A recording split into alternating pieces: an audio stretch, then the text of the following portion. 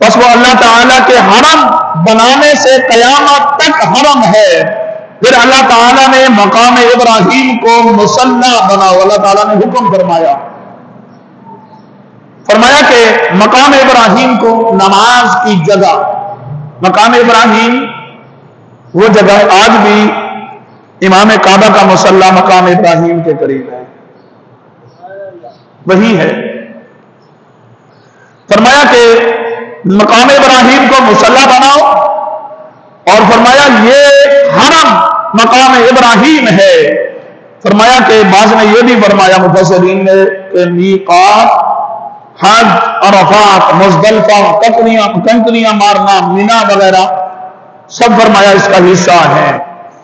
اور مقام ابراہیم جو ہے وہ پتھر ہے، فرمایا کہ جس پر تعمیر کعبہ کے وقت حضرت ابراہیم علیہ السلام کھڑے ہوئے، اس پتھر میں اس ابراہیم علیہ السلام کے پاؤں کی انگلیوں کے نشان اب بھی موجود ہے۔ اور کعبۃ اللہ کو اللہ تبارک و تعالیٰ نے حرم بنایا۔ فرمایا کہ ابراہیم علیہ السلام نے مکہ کو حرم بنایا۔ ایک روایت میں آتا ہے حضور علیہ السلام نے دعا مانگی تھی، فرمایا کہ میں نے مدینہ کو حرم بنایا ہے۔ فرمایا مکہ پہلے سے حرم تھا، جو کہ انبیاء کرام کی زبان پر اظہار نہ ہوا۔ پھر اللہ تعالیٰ نے ابراہیم علیہ السلام کی دعا کو بیان فرمایا اور فرمایا کہ اللہ نے اہل مکہ کو پھولوں سے، پھلوں سے رزق عطا فرمایا۔ کھیتی باڑی پہلے نہیں ہوتی تھی یہاں۔ یہ کعبۃ اللہ جو ہے، فرمایا کہ اس کو 5 پہاڑوں کے پتھر سے بنایا گیا ہے، پتھروں سے 5 پہاڑوں سے پتھر لائے گئے اور اس کی تعمیر کی گئی۔ اور فرمایا کہ وہ 5 پہاڑ حضرت ابراہیم علیہ السلام جب تعمیر فرما رہے تھے کعبۃ اللہ کی، اور پھر اسماعیل علیہ السلام پتھر اٹھا کر لا رہے تھے، تو فرمایا کہ اس تعمیر میں 5 پہاڑوں کے پتھروں سے بیت اللہ کی تعمیر کی گئی۔ نمبر 1 طور سینا، نمبر 2 طور زیتا لبنان اور جودی پہاڑ، اور جبل حرا جس کو جبل نور بھی کہتے ہیں۔ فرمایا کہ اس کی بنیادیں غار حرا کے پتھروں سے بنائی گئی ہیں۔ اس کی کعبۃ اللہ کی جو بنیادیں ہیں، غار حرا کی جو پتھر ہے نا، ان سے بنایا گیا ہے اس کو۔ فرمایا کہ جب ابراہیم علیہ السلام کعبۃ اللہ کی تعمیر فرما رہے تھے، حجر اسود تک پہنچے تو اسماعیل علیہ السلام کو فرمایا کہ بہت اچھا پتھر لے کر آؤ، بہت اچھا پتھر لے کر آؤ۔ تو حضرت اسماعیل علیہ السلام نے پتھر کی تلاش شروع کی اور بہت اچھا پتھر لے کر آئے۔ تو ابراہیم علیہ السلام نے فرمایا اس سے بھی اچھا لے کر آؤ۔ اور روایات میں آتا ہے کہ جبل ابو قبیس نے چیخ مار کر کہا کہ اے ابراہیم، میرے پاس تیری امانت ہے، میرے پاس تیری امانت ہے۔ وہ پتھر لے کر بیت اللہ کی تعمیر میں لگایا گیا۔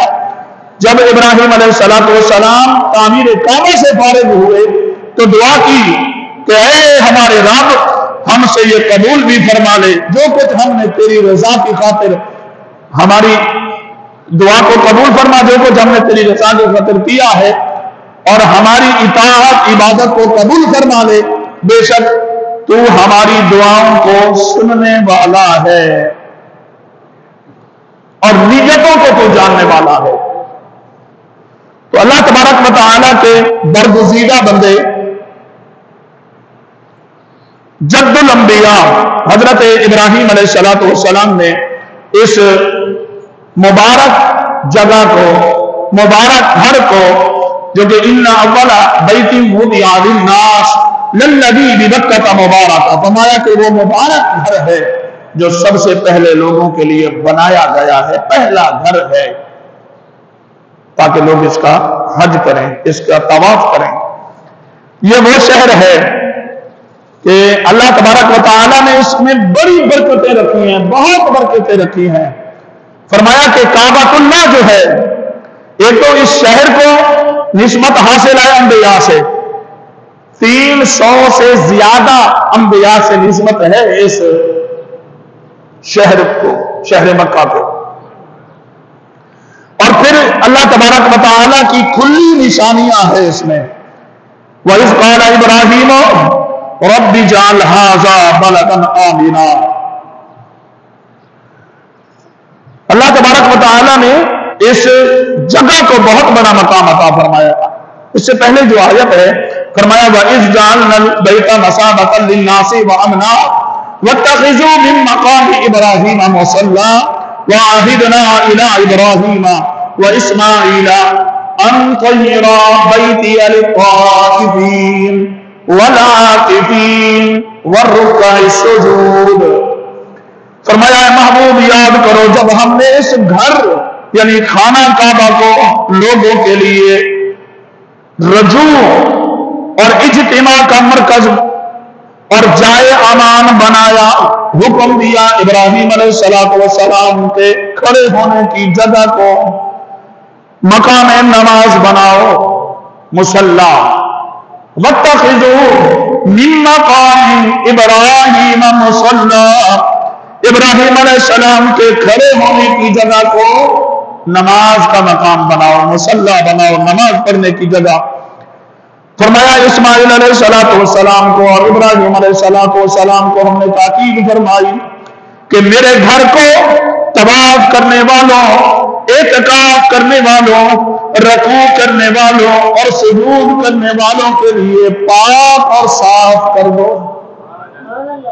کن کے لیے؟ اعتکاف کرنے والوں کے لیے، طواف کرنے والوں کے لیے، رکوع کرنے والوں کے لیے، سجود کرنے والوں کے لیے صاف ستھرا پاکیزہ کر دو۔